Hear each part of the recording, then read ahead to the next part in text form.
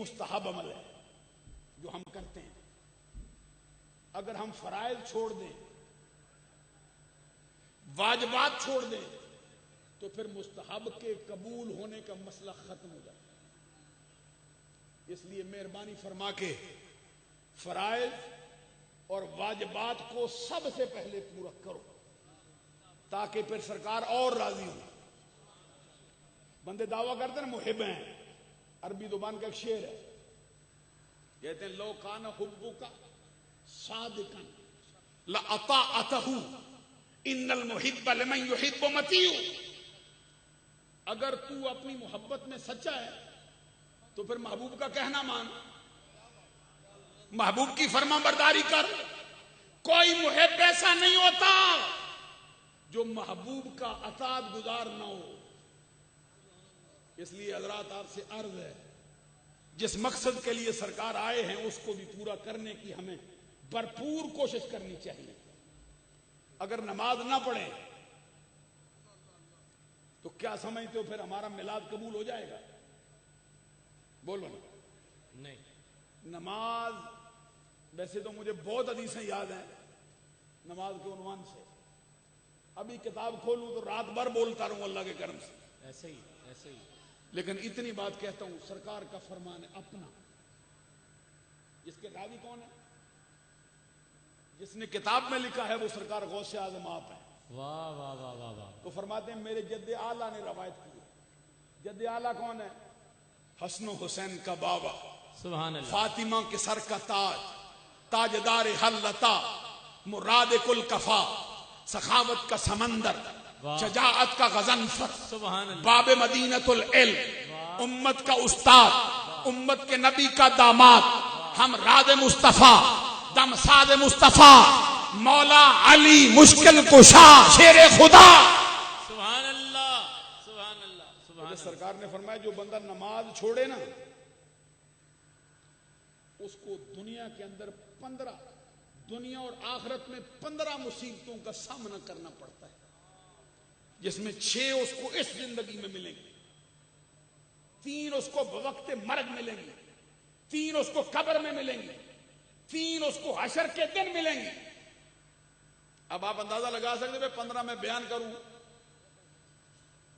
اس میں پہلی جو فرمائی نا، حضور مولا علی شیر خدا کی روایت فرماتے ہیں اس شخص کی، ایک روایت میں فرمایا نا اس کو صالحین کی صف سے اس کا نام کاٹ دیتے.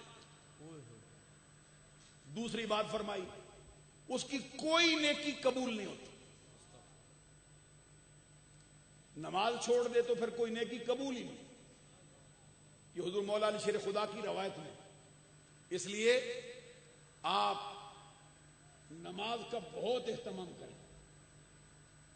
نماز جو بندہ چھوڑے گا، حضرت علی شیر خدا کا فتویٰ ہے من ترک الصلاۃ متعمدا فقد کفر. کئی 100 سال تک امت محمدیہ میں یہ فتویٰ جاری رہا ہے کہ جس شخص نے جان بوجھ کر نماز چھوڑی وہ کافر ہے. کہ متاخرین علماء نے اس پہ تھوڑی سی آسانی کی کہ یہ بہت بڑا سخت فتویٰ ہے. حضور مولا علی شیر خدا اس فتویٰ دینے میں سب سے آگے، مرکزی حیثیت حضرت علی شیر خدا، عبداللہ بن عمر بھی ان میں، حضرت عبداللہ بن مسعود بھی ان میں. عزیزان گرامی قدر، اس لیے نماز کی اہم ترین پابندی چاہیے.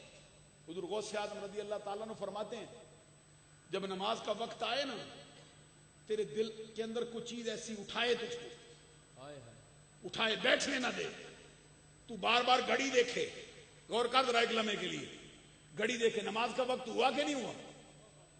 کبھی سحری کے وقت اٹھ کے بیوی سے پوچھے کہیں وقت چلا تو نہیں گیا. بچوں سے پوچھے مجھے بتاؤ کہیں نماز نہ ضائع ہو جائے. حضور غوث اعظم رضی اللہ تعالیٰ نے فرماتے جس کے دل میں یہ بات پیدا ہو گئی سمجھو اس نے صدیقوں کی صف میں پہلا قدم رکھ دیا.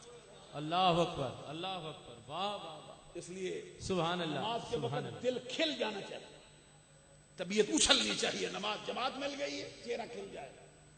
یہ جو فرمایا نا یہ منافق کا حال ہے کہ نماز کا وقت آتا ہے مر جاتا ہے، طبیعت پہ بوجھ طاری ہو جاتا ہے. اپنے آپ کو ایسا تیار کرو کیونکہ یہ وقت ہم سب پہ آنے والا ہے، خدا کی قسم، جب کوئی پرسان حال نہیں ہو، یہ رشتے ناتے دوستیاں سب ختم۔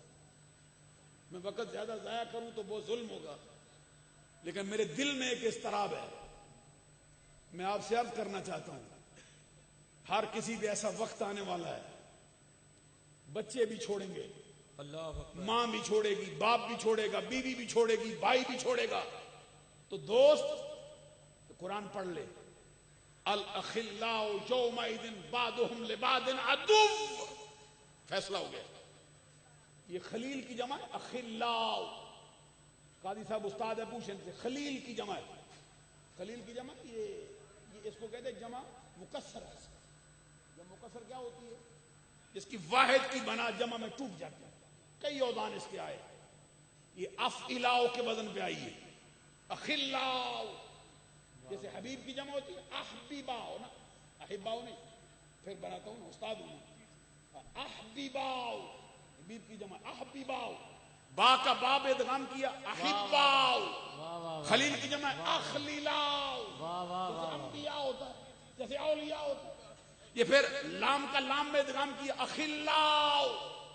قیامت کے دن سارے گہرے دوست ایک دوسرے کے دشمن بنیں گے، رب کا فیصلہ ہے، جن سے چاہے دوستی لگا، کسی کے لیے سینہ چھلنی کروا گولیوں سے، کسی کے لیے کڑکتی دھوپ میں ننگے پاؤں ننگے سارا، کسی کے لیے برستی ہوئی بارش میں آ، رب کا فیصلہ ہے، سب دوست ایک دوسرے کے دشمن بنیں گے، ایم پی اے ہو، ایم این اے ہو، ڈی سی صاحب ہو، کمشنر صاحب ہو، پریزیڈنٹ صاحب ہو، جاگیردار ہو، وڈیرا ہو، کوئی ہے جو دوستی نبھائے؟